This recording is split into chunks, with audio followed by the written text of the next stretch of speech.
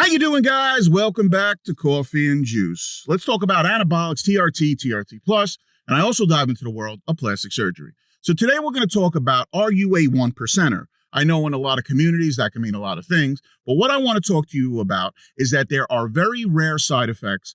It doesn't matter what compound we're talking about, and sometimes they go unnoticed and people are unaware. It's kind of like when you sit down with your family or you're watching TV by yourself and you see a family playing at a picnic. Everyone seems happy, but they're basically advertising a medication with a laundry list of side effects at the end of it. You could get this cancer, this particular thing, this, that, and the third. So all I want to do right now is bring awareness that you may be a one percenter regarding these rare side effects to you guess it, a fan favorite, the PD5 inhibitors. And if you watch my other videos, I refer to them due to the fact that the Coffee and Juice has a lexicon, and it sounds something like this. They're pumpkins, Smurfs, or I like to call the other ones the clementines. Those are the holy trinity of the PDE5 or ED drugs that you're familiar with. So what we're going to do is that we're going to take a quick look or a cursory glance at these rare side effects that unfortunately you, my friend, might get. So the first one we're going to talk about, what I have to do immediately is I have to get two things off my chest, and there's two stipulations here when I speak to you. Number one, and I always say this, if you're an asexual hermit and I clickbaited you to click my thumbnail, I apologize. Please go back to your video games or your hentai porn. Okay, so number two, the other question I may have for you is that do you like Halloween?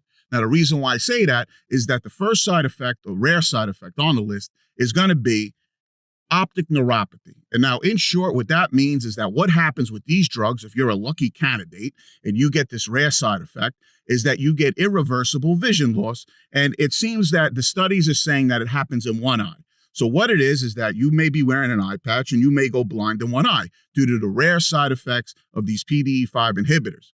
So now all I could say is in closing with the first one is that if you do have to wear an eye patch, it's probably only cool, A, on Halloween, like I said. And number two, if you're doing a role play with your old lady or significant other, you can maybe make things work for you. All right, but just keep in mind, number one on the list is going to be optic neuropathy.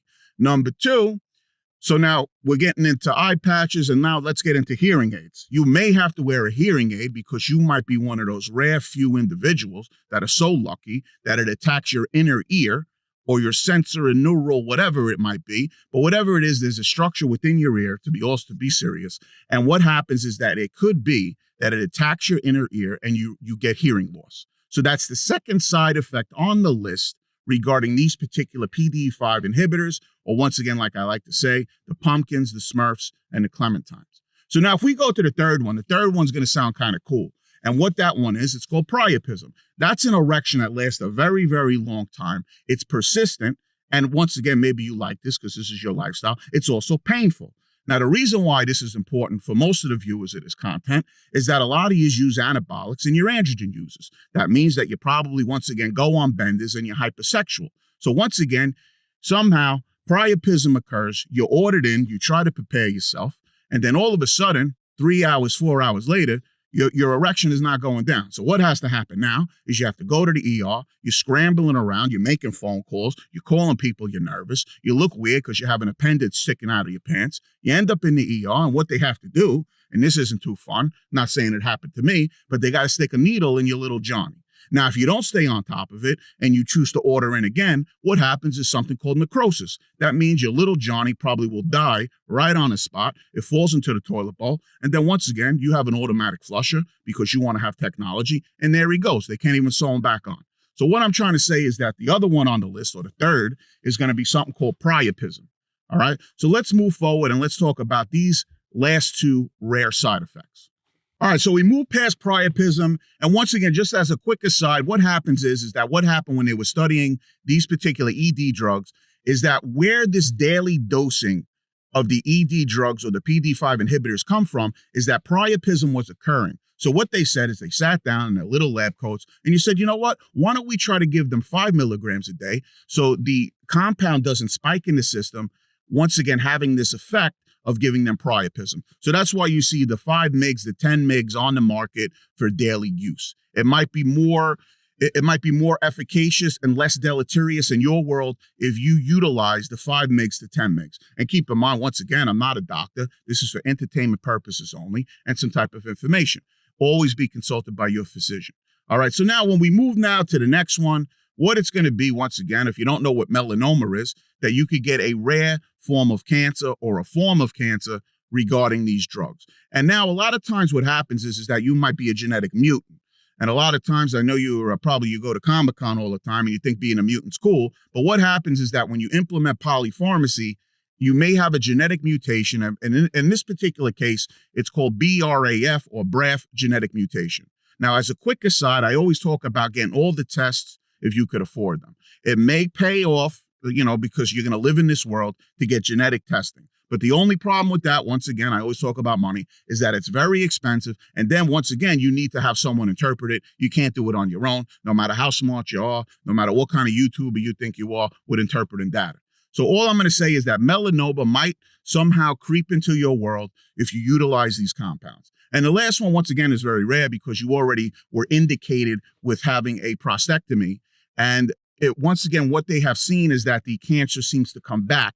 And they might, even though it's a hypothesis, it's that they attribute that to potentially these PDE5 inhibitors.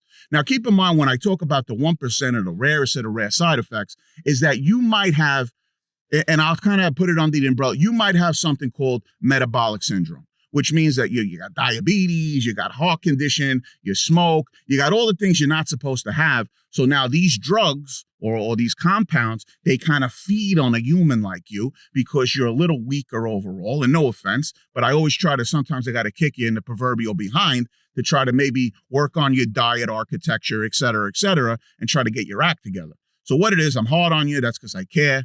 So when it comes to these particular compounds, there's about 5 very, very rare side effects that you might get. But keep in mind, I want you to understand the full scope of compounds. And the way I do it is I try to structure it in snippets. So once again, I don't find you tying a noose in your bathroom and et cetera, et cetera. I don't want to see you do that because you're so bored and for whatever reason, you're stuck on this channel.